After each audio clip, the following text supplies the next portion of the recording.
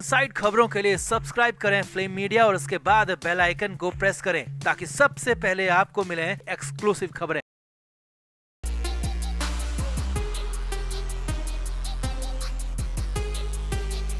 उद्धव ठाकरे के बड़े ऐलान के बाद महाराष्ट्र की सियासत में नया मोड़ आ गया है। जी हां, उद्धव ठाकरे ने चुनाव से ठीक पहले बड़ा ऐलान करते हुए कहा कि वो अकेले चुनाव लड़ेंगे और महाराष्ट्र की सत्ता की कमान संभाल कर दिखाएंगे। इतना ही नहीं, उद्धव ने ये भी कहा कि वो रोज रोज की खिटपिट से तंग आ चुके हैं, उकता चुके हैं। वो मीटिंग पर मीटिंग करके अपनी मानसिक शांति खो रहे हैं, इसलिए वो गठबंधन को छोड़कर अकेले चुनाव लड़ेंगे और मुख्यमंत्री बनकर दिखाएंगे। यानी यहाँ पर सीधे तौर पर उद्धव कांग्रेस और एनसीपी के विरोध में उतर आए हैं। तो क्या कहा उद्धव ठाकरे ने, आपको भी उद्धव का पूरा बागी बयान दिखाते हैं। आप भी वीडियो को शेयर करें और अपनी राय कमेंट बॉक्स में जरूर दें।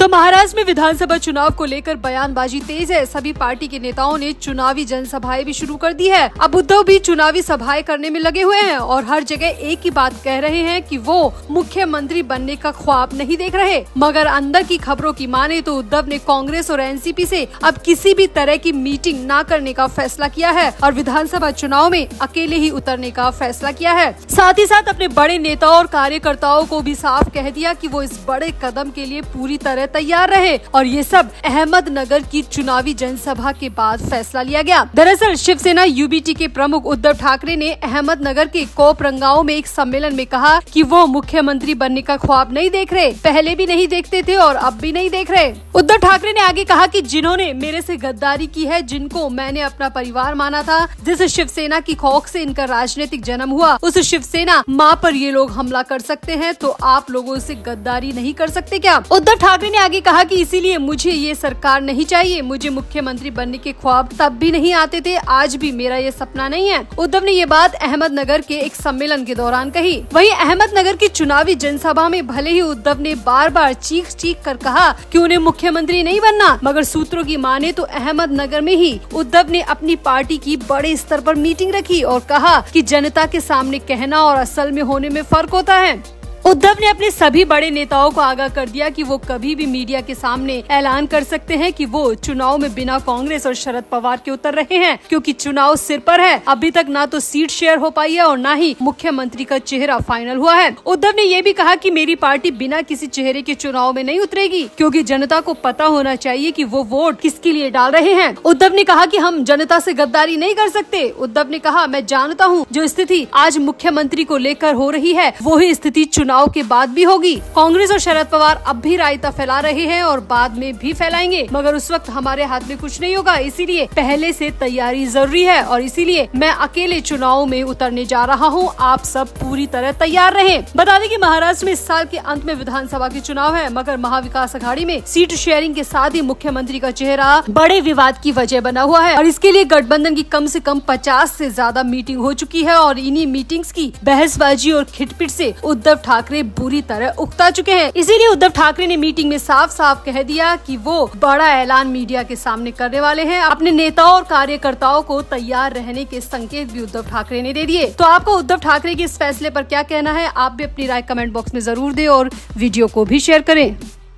तो महाराष्ट्र में इस वक्त संत एकनाथ सहकारी चीनी फैक्ट्री का नाम बड़ा सुर्खियों में है और इसकी असल वजह है उद्धव ठाकरे। उद्धव ठाकरे बहुत जल्द इस शुगर मिल का उद्घाटन करने जा रहे हैं और सूत्रों की माने तो उद्धव का शेयर भी इस मिल में शामिल परियोजनाओं में हो सकता है। मगर इस शुगर मिल के काले कारनामे मिल के ही पूर्व चेयरमैन ने जग जाहिर कर दिए, जिसके बाद तो कानूनी प्रोसेस भी शुरू हो चुकी है और केस में फंसने के साथ ही जेल जाने की नौबत उद्धव ठाकरे के सामने आ सकती है। तो संत एकनाथ सहकारी चीनी फैक्ट्री के अध्यक्ष सचिन घायल ने शिवसेना प्रमुख उद्धव ठाकरे को आसानी से गुमराह कर रखा है और पार्टी प्रवेश कार्यक्रम ले रही है। ये आरोप फैक्ट्री के पूर्व चेयरमैन तुषार पाटिल सिसोदे ने एक प्रेस कॉन्फ्रेंस में लगाए हैं। दिलचस्प बात यह है कि जहां संत एकनाथ फैक्ट्री पर करोड़ों रुपए का कर्ज है, वहीं चेयरमैन सचिन घायल आगामी विधानसभा चुनाव को ध्यान में रखते हुए संत एकनाथ शुगर फैक्ट्री परिसर में करोड़ों रुपए की विभिन्न परियोजनाओं का शिलान्यास कर रहे हैं और इसमें उद्धव ठाकरे भी शामिल हैं। तुषार पाटिल का कहना है कि ये पूरी तरह गलत है, जनता को गुमराह करने वाला है, साथ ही साथ कानून का भी मजाक है। पाटिल की माने तो इस मिल से जुड़ी परियोजनाओं का भूमि पूजन समारोह उद्धव ठाकरे द्वारा किया जाएगा, जबकि इनमें से किसी भी प्रोजेक्ट को सरकारी स्तर पर अनुमति नहीं मिली है। साधारण एनओसी भी इस प्रोजेक्ट के लिए नहीं ली गई है। पाटिल ने आरोप लगाया है कि चेयरमैन सचिन घायल भूमि पूजन कर फैक्ट्री के सदस्यों और ताल्लुक लोगों को उल्लू बना रहे हैं। सिर्फ ये सारा खेल विधानसभा चुनाव के लिए हो रहा है और इसमें सरकार और कानून दोनों का मजाक उड़ाया जा रहा है। पूर्व चेयरमैन पाटिल ने कहा कि एक तरफ तो आप लगातार कह रहे हैं कि बीजेपी पार्टी की योजनाएं फर्जी है और आप खुद शुगर मिल के नए प्रोजेक्ट को फर्जी तौर पर सरकारी बता रहे हैं, क्या ये सही है? पाटिल ने कहा कि उद्धव ठाकरे और संजय राउत को ये सब शोभा नहीं देता। वो कानून के जानकार हैं और सरकारी चीजों को भी अच्छी तरह जानते हैं, लेकिन फिर भी वो बिना किसी सरकारी एनओसी के इस परियोजना को उद्घाटन करने की तैयारी में जुटे हैं, जोरों शोरों से प्रचार कर रहे हैं, जो कि पूरी तरह गलत है।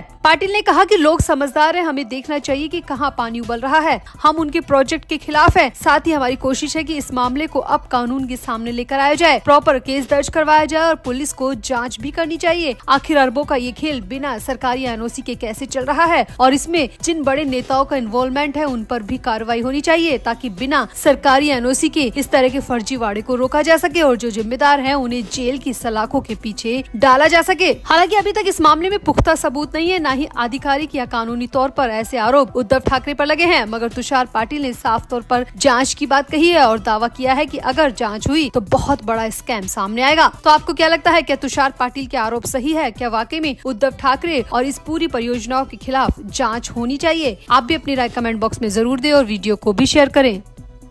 तो शिवसेना यूबीटी अब भारत के मुख्य न्यायाधीश डीवाई चंद्रचूड़ की निष्पक्षता पर सवाल उठा रही है। पार्टी के वरिष्ठ नेता संजय राउत ने सीजेआई को शिवसेना से जुड़े मामलों से अलग होने की नसीहत तक दे डाली। राउत ने सवाल ऐसे समय पर उठाए हैं जब एक दिन पहले प्रधानमंत्री नरेंद्र मोदी सीजेआई के घर पर पहुंचे थे और गणेश पूजा में शामिल हुए थे। इसके अलावा कई वकीलों ने भी इस मीटिंग पर सवाल उठाए, जबकि बीजेपी इसे सिर्फ पूजा में शामिल होना करार दे रही है। खुद पीएम मोदी ने इससे जुड़ी एक तस्वीर सोशल मीडिया पर शेयर की थी। उन्होंने लिखा, सीजेआई न्यायमूर्ति डीवाई चंद्रचूड़ जी के आवास पर गणेश पूजा में शामिल हुआ। भगवान श्री गणेश हम सभी को सुख, समृद्धि और अद्भुत स्वास्थ्य प्रदान करें। अब इस तस्वीर के सामने आने के बाद राउत ने पीएम मोदी के सीजेआई के घर जाने पर कई तरह के सवाल उठा दिए। समाचार एजेंसी एएनआई के मुताबिक राउत ने कहा, देखिए ये गणपति जी का त्योहार है। प्रधानमंत्री अब तक कितने लोगों के घर गए हैं मुझे जानकारी नहीं है। दिल्ली में कई स्थानों पर गणेश त्योहार मनाया जाता है, लेकिन प्रधानमंत्री मुख्य न्यायाधीश के घर गए और प्रधानमंत्री ने मुख्य न्यायाधीश के साथ मिलकर आरती की, जो कि अपने आप में बेहद अजीब है। राउत ने आगे कहा, भगवान के बारे में हमें इतना पता है कि अगर संविधान के रक्षक इस तरह के राजनेताओं से मिलेंगे तो लोगों को शक होगा ही। लोगों का शक गलत नहीं है। राउत ने आगे कहा, देश के मुख्य न्यायाधीश को इस तरह प्रधानमंत्री के साथ ऐसे करीब होकर बात नहीं करनी चाहिए। राउत ने कहा, पिछले 3 सालों से एक के बाद एक तारीखें दी जा रही है, एक अवैध सरकार चल रही है। एकनाथ शिंदे बनाम उद्धव ठाकरे का ये केस सीजेआई चंद्रचूड़ के पास ही है और इस तरह वो मोदी के साथ करीबी दिखा रहे हैं, जो कि अपने आप में गलत है। राउत ने आगे कहा, सीजेआई चंद्रचूड़ को महाराष्ट्र सरकार से जुड़े केस से हट जाना चाहिए। राउत ने कहा, मुझे ऐसा लगता है कि ऐसी परंपरा है कि ऐसे मामलों में अगर जज और पार्टी का कोई संबंध होता है तो वो खुद को केस से अलग कर लेते हैं। अब मुझे लगता है कि चंद्रचूड़ साहब को खुद को इससे अलग कर लेना चाहिए।